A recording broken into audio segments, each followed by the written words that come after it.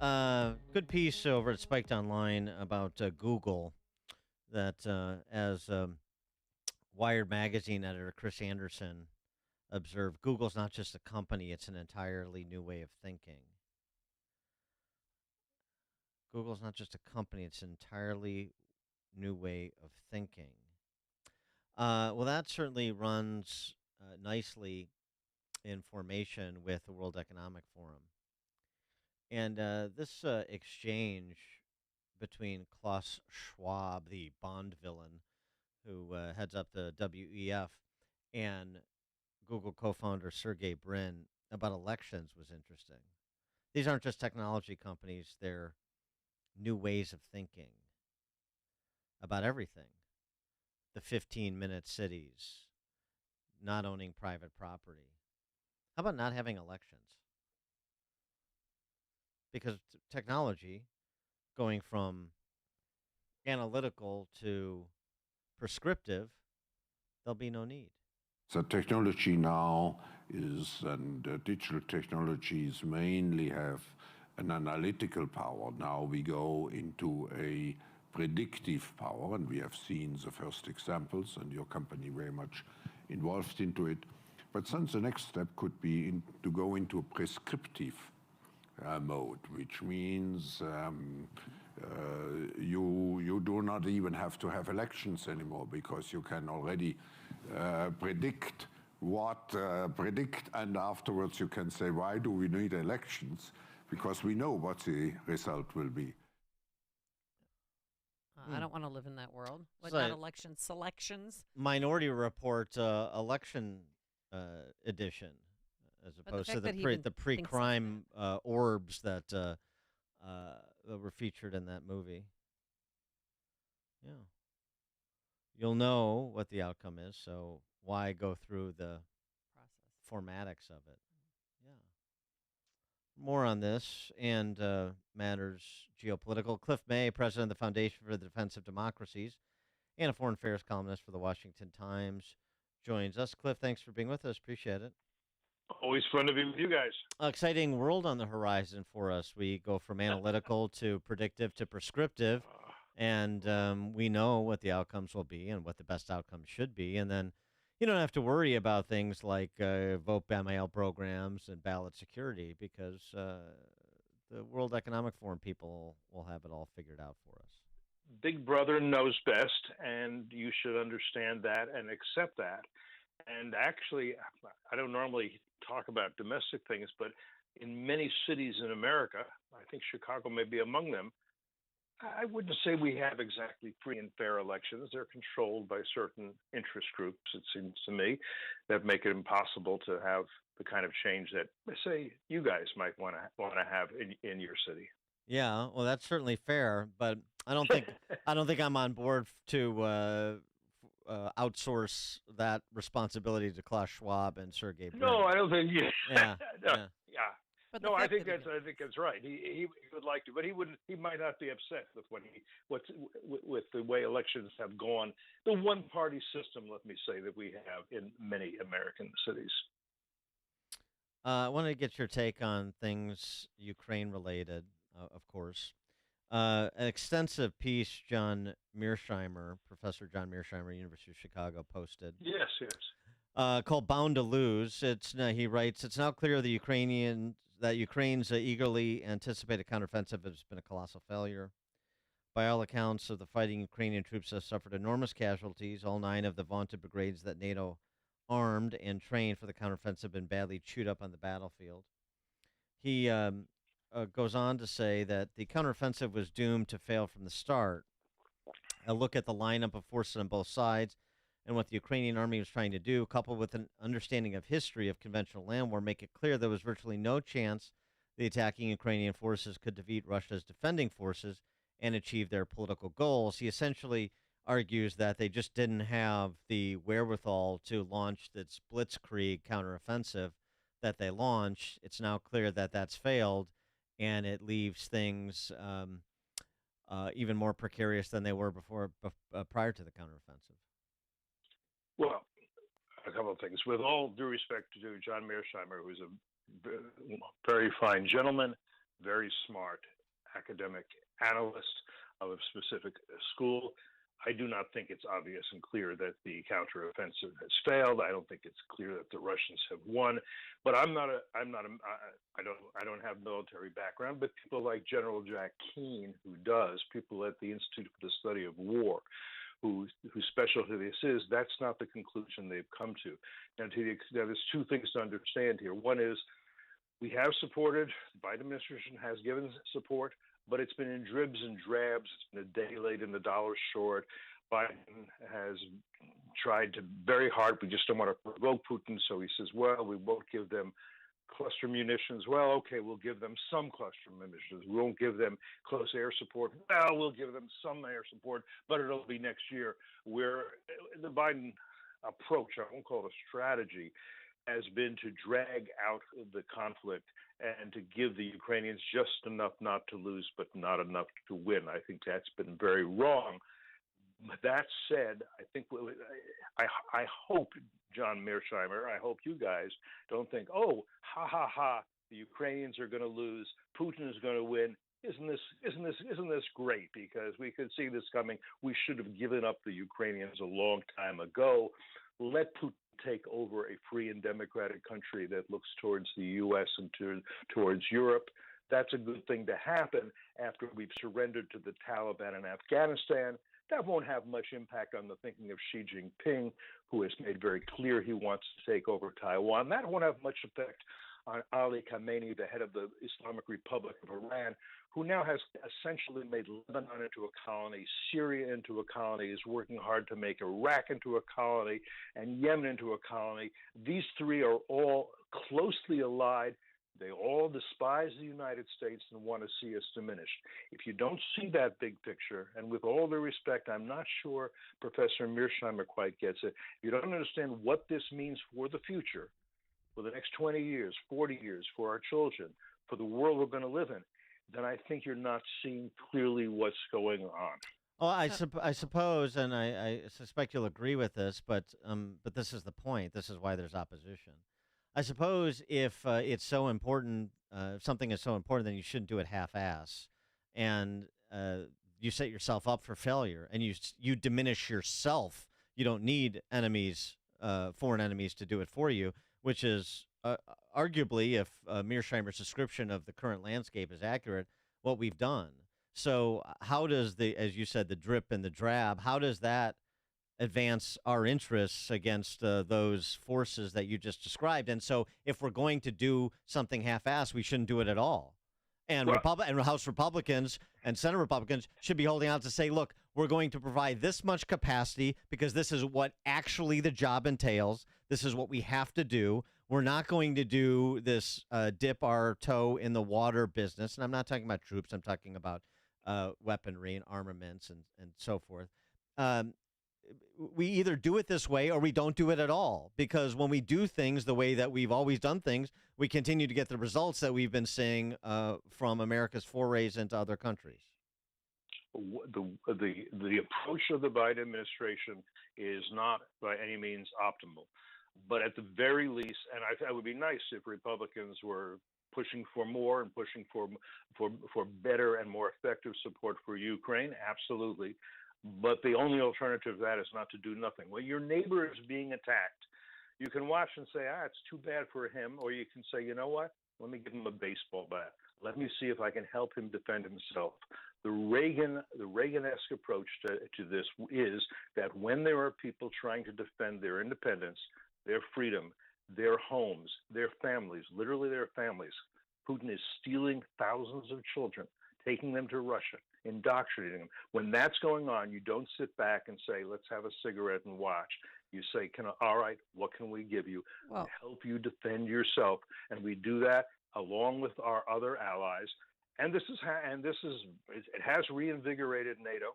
It does mean that, for example, Sweden and Finland, for decades, in some cases centuries, neutral countries have said, you know what?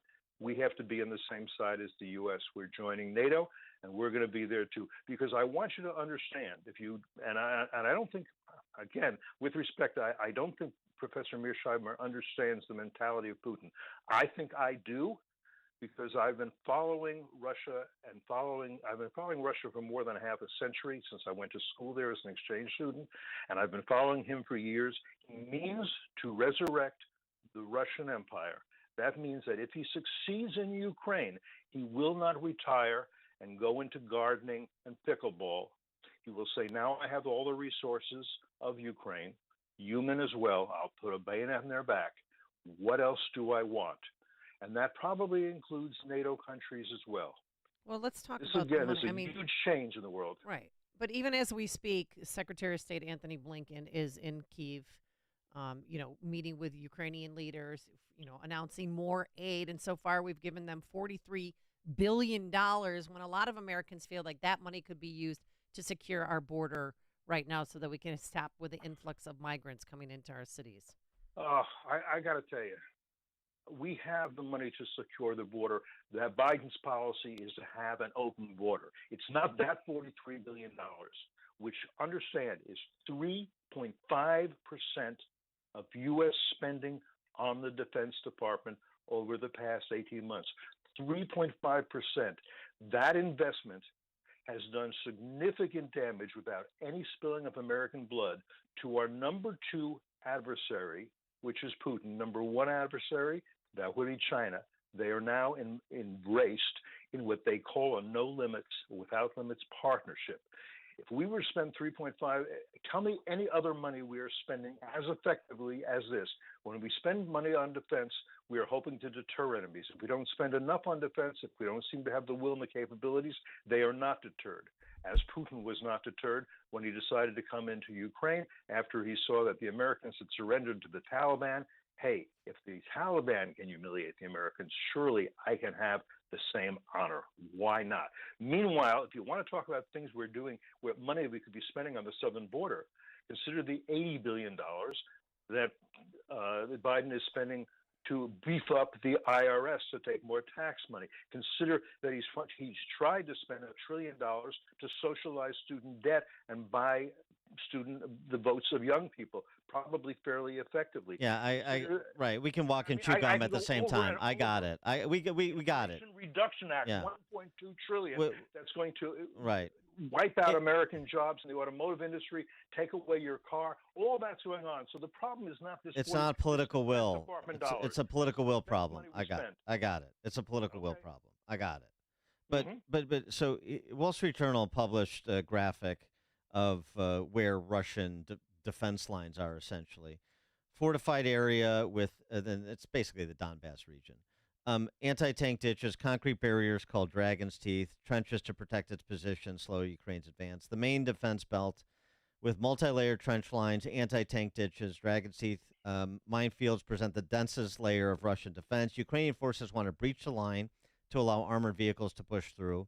Beyond the main line lies a secondary Russian defense line consisted of supporting trenches and fallback positions that Russia's continue to expand, all the while they're making another foray north while this counteroffensive is stalled in the gray zone to the south.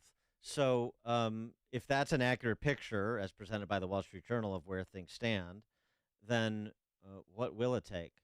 What will it take for them to make the counteroffensive successful, rather than arguing about whether we should or shouldn't have spent money that we've already spent? Yeah, we don't. Look, it could be that there's going to be some stalemate here. The Russians are in defensive positions. They're not making progress. They're behind, as you say, trenches, minefields. They're very dug in, very hard for Ukrainians who don't have enough mine clearing equipment, don't have close air support. Cluster bombs are helping. It's hard. The Ukrainians have more than 85% of their territory. What they don't have is, as you say, Donbass, which is this eastern stretch.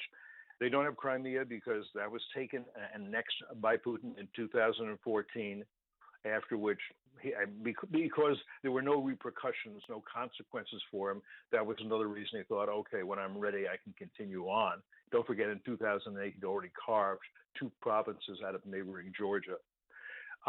So this may last for a while, and we'll be called upon, along with our NATO allies, to support the Ukrainians in what's going to be, what could be, one of the possibilities is a kind of stalemated situation. The Russians sit in their trenches. hope to get enough water and enough food throughout the winter. The But Ukrainians continue to look for vulnerabilities where they can break through. What they would like to do is cut off the land bridge to Crimea because they might want to try to take Crimea back. They'll do damage, and you're right. Putin thinks, you know what, the Americans are going to give up. They always give up. yeah, Keep in mind that but Khalid Sheikh Mohammed, down in Guantanamo, he told his interrogators, we America's enemies. He meant Al Qaeda, but he meant America's enemies. He says we don't have to beat you people. We just have to wait long enough until you defeat yourselves by quitting. yeah, but here's the thing on that. Okay, Uh, there is a lack of honesty from the defense, national security agent alphabet soup of agencies and leadership.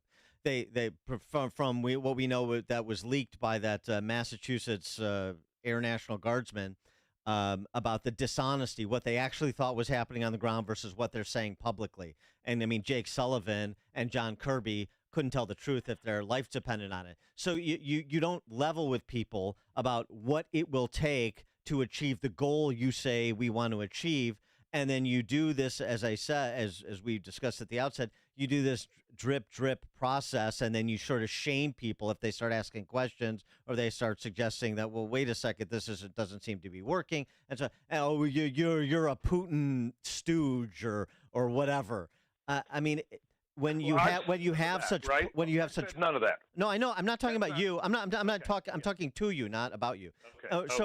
So my but this is the frustration is when you have preternatural dishonesty from all the people that are the shot callers, and then you keep coming back for more money and more money and more money, and we're not seeing progress, and we're seeing a lot of other stories about corruption in Ukraine, which of course is endemic. We still don't have exactly an accounting. You just mentioned it. Poroshenko was not a Putin stooge. Why didn't we support Poroshenko? Why wasn't everybody calling Poroshenko the George Washington of Ukraine back in 2014 when Putin took Crimea, as you were? Why did we let it metastasize for the better part of a decade, or actually pause during the Trump years and then allow them to pick back up? And there's no sort of and this is on the Republican Party, there's no sort of critical analysis of that, the first two terms of the Joe Obama era, while everybody's on board with this funding of Ukraine in this third term of the Joe Obama era. So, I mean, you can understand where people are frustrated and they say, you know, you're not on the level with me.